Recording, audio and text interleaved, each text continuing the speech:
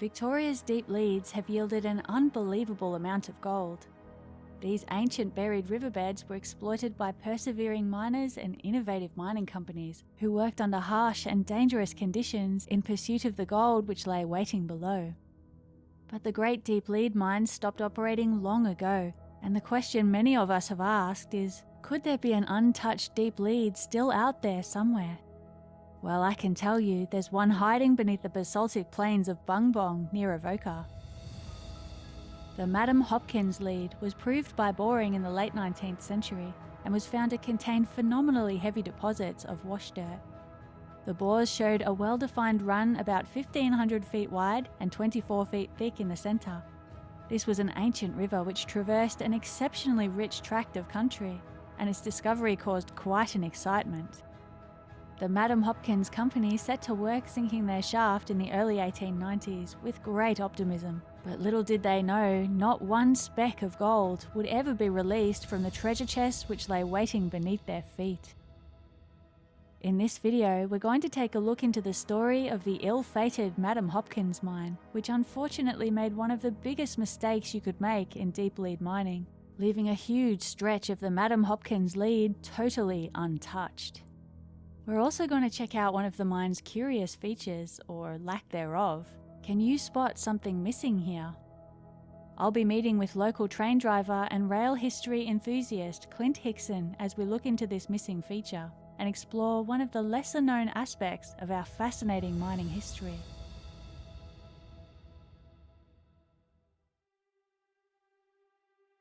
Deep lead mining required a great attention to detail when it came to managing expenses.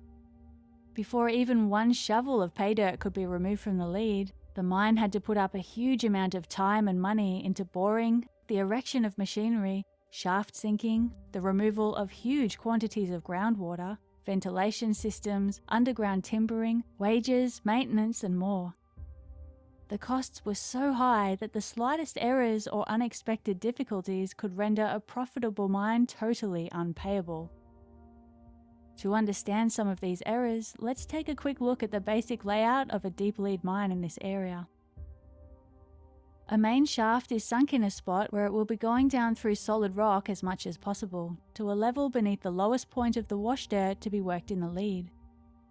A reef drive is put out beneath the wash, and bores are put up to prospect for the lead and to drain it of water.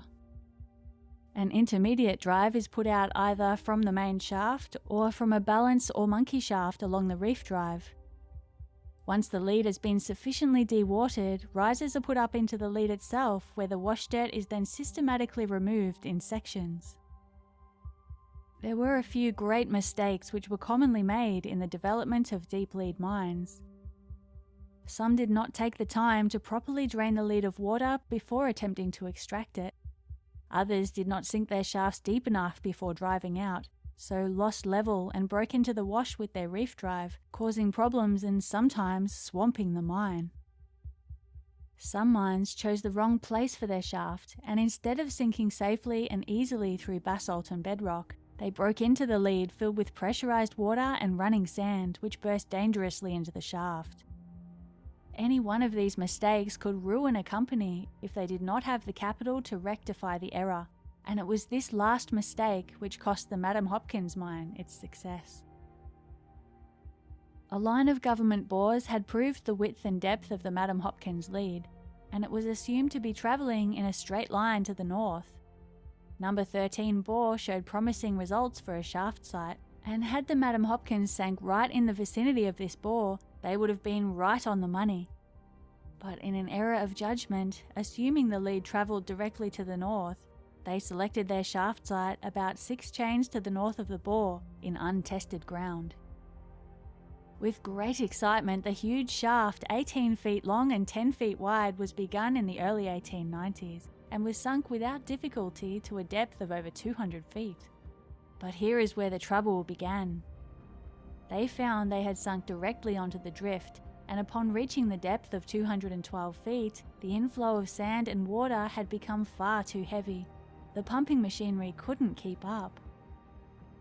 despite the fact that bores put down in the bottom of the shaft indicated that they were only 29 feet off hitting bedrock. The men who were contracted to sink the shaft refused to continue. The mine lay dormant for several years, but the Madame Hopkins Lead was certainly not forgotten. Around the turn of the 20th century, the new Madame Hopkins Company was formed and took over the lease. They were advanced £4,000 from the mines department to go towards machinery and driving, and in 1899 they were in the process of putting up a splendid machinery plant. A powerful pump with a 22-inch lift was placed at the shaft, which was to be sunk to the required depth of about 400 feet. Based on the previous company's bore results in the shaft, the new Madame Hopkins was not expecting any further difficulties in reaching the bottom. But the new manager had a feeling something wasn't quite right, and put down a second bore to see for himself. This bore went down 54 feet with no sign of bottoming. This was not good. The company requested that the mines department put down a bore at the shaft site to see what was going on. The department complied, and the company asked that the bore be sunk just 20 feet from the southwest corner of the shaft. Much more drift was met with in this bore than was anticipated, and the results indicated that the Madame Hopkins Lead, instead of travelling directly to the north, headed diagonally on a northeasterly bend, and this shaft had been sunk right onto it. The original Madame Hopkins Company had foolishly selected the spot based on the results of a bore which was 370 feet away, and clearly a lot can change over 370 feet. To work this lead, a whole new shaft would need to be sunk, machinery foundations relocated, and the entire plant moved to the new site. This was one of the great mistakes which could have disastrous results for underground alluvial mines, and it cost the Madame Hopkins Companies everything.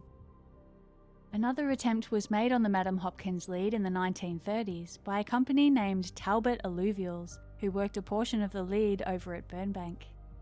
They also established yet another Madame Hopkins Company to put down 2 new shafts along the lead, one at Bung Bong and the other at Lillicur, but they never commenced underground work in that area, concentrating their efforts on the operation of Talbot Alluvials at Burnbank. Unfortunately, although they were seeing good amounts of gold in the wash, this mine also made a grave mistake. They were encountering lots of water in the lead, and as a result, it was very difficult to keep the timbers in good repair, and it cost a great deal in maintenance. Had Talbot Alluvials taken the time to properly dewater the lead, as demonstrated so well by the Berry mines, who pumped water for several years before even attempting to enter the wash, they would have been able to work with far less expense and far greater profit. After encountering much heavy water and other mining problems, this company was forced to close, but not before producing around 12,000 ounces of gold. As a result of all this, the Madame Hopkins Lead lies totally unworked for many kilometres, and I cannot help but wonder just how much gold lies hidden beneath these basaltic plains. The remains of the new Madame Hopkins mine are set on private property in a field of crop, which I was allowed access to by the landowner. We can see the impressive brick foundations for the mine's pumping and winding machinery, and the interesting feature of 2 bob pits side by side. These house balance bobs for the powerful pumping machinery which once operated here. So have you noticed what's missing? One of the most obvious remaining features of many mine sites across the Victorian goldfields are the huge piles of mullock, waste material which was raised from underground in the sinking of shafts and development of drives. Barely any of the rock pulled out of this shaft remains here today. So where did it go? Well, it was taken out by rail. To facilitate the introduction of the new Madame Hopkins Company's splendid machinery plant in the late 1890s, a branch line from the Maryborough and Avoca Railway had been constructed here and a siding established for the mine. Rail connections to mines were fairly common, and although little trace of them remains today, you'll sometimes spot them if you know what to look for. To learn more about this, I met with local train driver and rail history enthusiast Clint Hickson, who has a particular interest in the old rail connections of historical mines. One day, whilst driving the train between Maryborough and Avoca, I looked out of the driver's cab and saw what I believed to be an engine bed from an old mine. I reached out to Michelle, and what we discovered was the remains of the Madame Hopkins mine. There was a winding engine here and a double bob pit. This site had rail access. Once the mine had shut, the railways used the rock from the mine for ballasting of the track. In the background, where the trees are, was a rail spur. Trains travelling between Maryborough and Avoca would shunt into the siding here, and the rock would be carted for use on the railway network. To access the rail siding, the train crew used a staff, which is a large metal rod, and the permission for the railway section. They'd use the staff to unlock the points and access the railway spur, again, that come in from where the trees are in the background.